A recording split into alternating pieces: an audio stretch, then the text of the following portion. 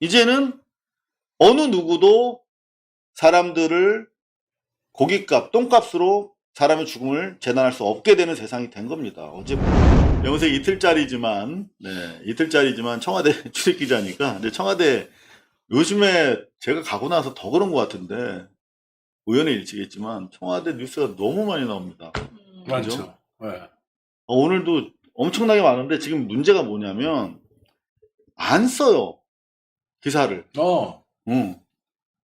그 어마어마한 뉴스 가치도 높고 영향 파급력도 큰 기사들을 네. 거기 왜 가 있는 거야? 그러니까 아니 어제 같은 경우도 1시간 반 동안 대한민국 건국 이래 국무회의의 주된 토론 과정이 생방송됐잖아.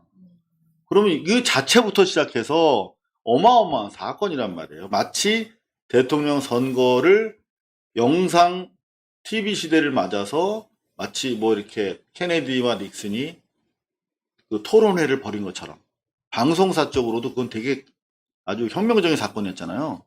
그렇죠. 역사적인 일이었죠. 그 내용 말고 그 형식 자체 가지고도 말을 많이 하고.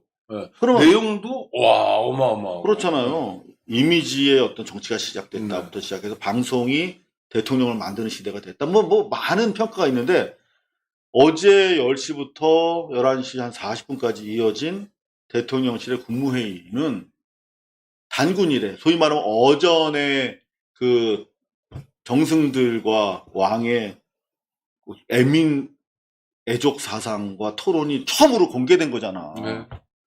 그러면 그거는 여러 가지로 다각적인 평가와 찬사가 필요한 거거든. 그리고 나서 이제 내용, 그리고 여러 가지 평가가 있는데 산업체 안전 문제 하나만 해도 이게 기존에 존재하던 높은 부처 간의 벽이 무너졌다 라고 하는 측면에서도 이제 또 접근해야 될 것 같고, 근데 그만큼 중요성을 가지고 다루질 않아. 그냥 거기 나온 뭐 대통령이 산업재해 이어지면 주식 뭐 폭락하게 해야 돼 뭐 이렇게 막 엄포만 막 낸 것처럼. 오늘 일면이었죠. 네. 그래서 정말 좀 청와대 소식을 좀 다양하게 전달할 수 있는 포맷을 우리가 또 추가로 방송을 하나 더 만들든지 여하튼 고민을 하고 있어요. 그러니까요. 그러니까 레거시 가지고 담을 수 없는 그러니까 레거시라는 작은 그릇에 왜냐면 작아졌어요 그릇이. 작은 그릇에 담을 수 없는 용량인 것 같다는 생각이 들어요. 근데 고발 뉴스가 분발해 주셔야 돼요. 네, 분발하겠습니다. 분발르고 분발하겠습니다. 죄송합니다. 1시간 반을 했는데 이걸 그대로 또 틀어줘도 재밌어. 그럼요. 네, 왜냐하면 제가 또 오늘 취재해보니까 솔직히 말씀을 드려야 돼. 사실이니까, 팩트니까. 지난번에 광주 타운홀 미팅할 때 그때도 그거 부랴부랴 직전에 결정된 거예요. 생중계가. 그 위험성이 있으니까. 그렇죠. 그 거기서 막 강기정 시장 이런 분들이 야단도 맞았죠. 그 다음에. 그렇지. 그 웬만한 지자체장은 다 강기정 시장만 특별히 그렇게 공격받을 사안이 아니에요. 다 누가 다 붙어도 다 공격받을 정도의 사실 상황이야. 대통령이랑 붙으면. 근데 어떻게 결론이 날지도 모르고, 그죠? 난상 토론 끝에 막 멱살잡이로 끝날 수도 있어. 이를테면 예측할 수 없잖아요. 라이브니까. 그렇죠. 거기서 누군가가 막 구호를 외치거나 뭐 대통령 물러나라 뭐 이러면 그거 어떻게 감당해요? 윤석열처럼 입 틀어막을 수도 없고 민주정부가. 근데 심지어 직전에 결정이 된 거야, 라이브.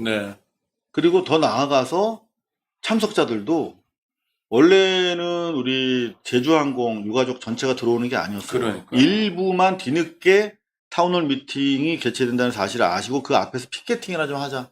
멀리서라도 우리 목소리라도 한번 대통령 들으시게 하자 했는데 구호 몇 마디 외쳤더니 아니 저분들 막지 말라고 들어오시라고 하고 모시라고 그래 자리를 그냥 뭐 호든지도 만든 거예요. 그러니까 사실은 이 스태프들 비서진들 있지 않습니까? 청와대 요새 퇴근을 못해요. 그럼요. 힘들죠. 어제도 마찬가지였어요. 어제 국무회의의 라이브를 아까 지금 매불쇼 가니까 박모 진영 박사님이 저거 사전 약속 대련일 것 같다라고 말씀하시는데 약속 대련 아니었습니다. 부처별로 간단한 연구 검토 지시는 내려갔어. 산업체 재해를 막기 위한 각 부처의 대책을 한번 고민해 보세요. 그걸 고민하고 왔지. 네, 그리고 뭐 낼 수 있는 페이퍼 있으면 내라. 거기까지만 했겠죠. 그렇죠. 그다음부터 종횡무진으로 칸막이 넘고 뭐 부처 벽 넘어서 왔다 갔다 할 줄은 몰랐겠죠. 주무부처장인 노동부 장관도 이게 생중계 될 것이라는 내용을 3분 전에 고지받았대요. 아이고. 3분 전에. 그러니까 갑자기 직도 걸고 내 직을 거세요 이러잖아요. 그러니까 진짜 좋았어요. 주무장관이 3분 전에 알았으면 사실은 요건 여러분들 뭐 충분히 수긍하시겠지만 일부 우리 그 스태프들 청와대 대통령님 그냥 모두 발언까지만 그 이후는 저 지금부터 비공개입니다. 그 사전에 이제 난색을 좀 표하면서 대통령한테 의견을 이제 충분히 얘기를 할 수 있지 않습니까? 스태프들이. 근데 대통령이 아닙니다.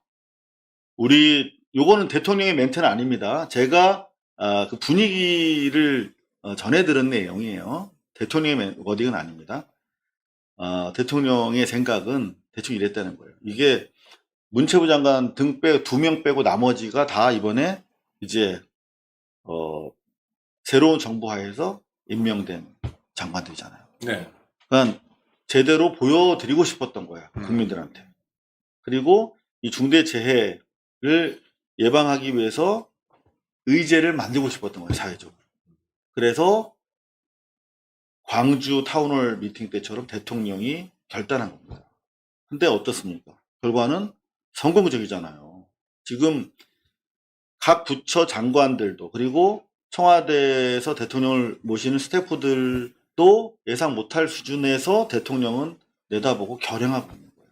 그러니까 허둥지둥 쫓아가기 바쁜데 그러면서 하루하루 내공들이 강해지고 있다. 청와대가. 우리의 청와대가. 그런 것들을 이틀밖에 안 됐지만 느낍니다. 국민 입장에서 정말 감사하고요. 특히 유력 기업에 다니는 사람들도 뭐 산재 때문에 걱정하기도 하고 심지어 어처구니없이 돌아가시는 경우도 있고 맨홀 사건 뭐 이런 것도 계속 빈발하잖아요. 모 기업 뭐 SPC도 그렇고 또 이번에 저 포스코 ENC도 그렇고 그런데 정말 바로바로 입장이 나오잖아요. 경종을 울리고 이제 변화가 되는 거죠. 근데 앞으로 만약에 똑같은 사건이 재발된다면 거긴 정말 국민적 분노에 직면하게 되는 그렇죠. 거거든요. 그럼 어떻게 되냐면 사망자가 줄어요. 그러니까 죽음은 어떻게 대면하느냐에 따라서 결과가 달라져요. 목숨을 살리는 일이에요. 그러니까 제가 대통령이라면 너무 신날 것 같아요. 왜냐하면 내가 이렇게 저렇게 하고 우리 참모들하고 같이 이렇게 저렇게 회의하고 수기하고 노력한 결과 2,500명이 죽다가 이게 1,500명, 1,000명, 500명으로 준다. 내가 어떻게 사람 목숨을 500, 1000 단위로 막 내가 구할 수 있습니까? 살릴 수 있는 거죠. 얼마나 고마워요. 30% 목표를 제시하셨는데 영광스러운 일이죠. 사실 이 정권, 권력이라고 하는 게 결국은 우리가 특정 현상이나 세상을 바라보도록 하는 시각을 제시하는 행위거든요. 권력 행위라는 게. 뭐 가치라든가 규범 같은 걸 세우는 일이기도 하고. 그러니까 여태까지 지난 윤석열 정권 하에서는 정권의 시선을 강조하고 강제하잖아, 우리한테. 네? 빨갱이는 죽여도 돼. 반국가 세력은 완전히 제거해도 돼. 이런 시각을 계속 불어넣고 무비판적으로 휩쓸려가는 사람들이 많잖아. 근데 이제 우리 시대의 가치, 우리 시대의 관점은 돈보다 사람이고, 물론 우리는 경제도 살려야 되지만 더 이상 일하러 갔다가 죽어오는 일은 없어야 된다. 내가 애들한테 아빠 이제 방송하고 올게 라고 하고 그럼 와야죠. 방송 끝나고 집에 와야 돼요. 고발뉴스 뉴스 비평하러 갔는데 거기서 그냥 죽어서 와. 그게 무슨 방송이야. 그게 무슨 먹고 살자고 하는 일인데. 앞으로 그런 일은 있을 수도 있어 라고 지난 정권에서는 뭉개왔잖아. 있으면 안 돼 라고 하는 시선, 우리의 눈높이, 기준을 확실하게 어제부로 세운 거예요. 이제는 어느 누구도 사람들을 고깃값, 똥값으로 사람의 죽음을 재단할 수 없게 되는 세상이 된 겁니다. 어제부로. 그거를 그렇게 1시간 반 동안 리얼타임으로 보여준 거예요. 정부가 노력하면 죽음을 줄일 수 있대. 죽음의 행렬을 막을 수 있다는 게 군대에서도 보여줘요. 전두환 때 한 해에 3,000명씩 죽었어요. 군대 의문사. 아니 의문사만 아니라 여러 가지 다 앞에서. 근데 지금 100명 이내로 줄었습니다. 게다가 지금 죽는 사람들이 한 7, 80명 정도인데 병이 있잖아요. 병사가 있고 그다음에 간부가 있잖아요. 장교와 부사관. 누가 더 많냐면 장교와 부사관이 더 많아요. 아, 돌아가시는 분들? 네. 그러니까 놀라운 진전을 한 거예요, 우리가. 그동안 군우문사 이런 거 통해서 많은 분들이 싸우고 문제 제기하고 이러면서 군이, 그러니까 우리가 의무복무를 위해서 아들을 군에 보냈는데 죽어서 돌아와요? 말도 안 되잖아요. 어떻게 키운 생태 같은 자식들을. 맞아. 근데 그게 청춘을. 그러니까 그게 민주화의 성과예요. 민주주의가 밥 먹여주냐, 밥 먹여줘요. 민주주의가 우리 목숨도 지켜주고 그거를 이재명 대통령이 보여주는 거예요. 민주주의란 뭐냐면 산업재해를 줄여주는 거다. 일하러 가서 죽지 않는 세상을 만드는 거다. 완전히 제로가 될 수는 없더라도 지금처럼 많이 죽지 않도록 하는 거다. 가급적 우리가 노력을 해서 좀 줄여보는 거다. 이런 거를 생중계로 보여주니까 막 떨려요. 지금. 너무 좋았어. 네, 너무 떨리고 고마워요. 그리고 이제 나 이렇게 어용이 되냐. 나 진짜. 이건 어용이 아니라 네. 지대 정신에 우리가 함께 하는 겁니다. 네. 그러니까 저 같은 경우 어제 이제 청와대에서 그걸 보면서 제가 막 재빨리 여기저기 막 전화도 돌려봤어. 그랬더니 이게 좀 리얼이라는 거야. 뭐 불안하더라고 저는. 혹시라도 그렇죠. 네. 혹시라도 뭐 사고 나올까봐 뭐 답변을 못 한다거나 뭐 실망스러운 모습을 국민들이 보시면 안 좋잖아요. 솔직히 말하면. 근데 너무나 다들 잘하고 또 준비 안 된 사람들한테는 또 과감하게 준비시키고 뭐 이를테면 그런 진행하는 모습, 대통령의 어떤 그 진행자로서의 국정의 진행자로서의 모습도 정말 믿음직스럽구나. 그리고 국무회의는 아마 핸드폰을 놓고 가나 봐요. 그러니까. 그 장면에 나왔는데. 법정 갖다 놓으라고 앞으로. 네. 그러니까 법정 갖다 놓고 그러면 대통령에게만 필요한 거예요. 장관들에게 다 필요한 그렇지. 거거든요. 대법정부터 갖다 놓고 시작 산업안전보건법. 그럼 이게 법령이 허점이 있었구나. 여기는 이리 많은 사람들이 모르는구나. 나도 그렇구나. 우린 반성해야 된다. 라고 대통령이 직접 자기 육성으로 얘기하는 거예요. 그럼 그건 고쳐질 확률이 높죠. 그래서 당정 협의를 통해서 이거 이렇게 실효성 있게 가자. 그럼 그게 10명, 20명 또는 100명, 200명의 목숨을 살린다. 떨리죠. 사실 거기에 5명인가요? 국회의원이잖아. 네네. 현직 의원이잖아. 네. 더구나 뭐 안규백 장관 같은 경우는 지금 뭐 위원장 출신 뭐 선수들이 다 높잖아. 그렇죠. 네?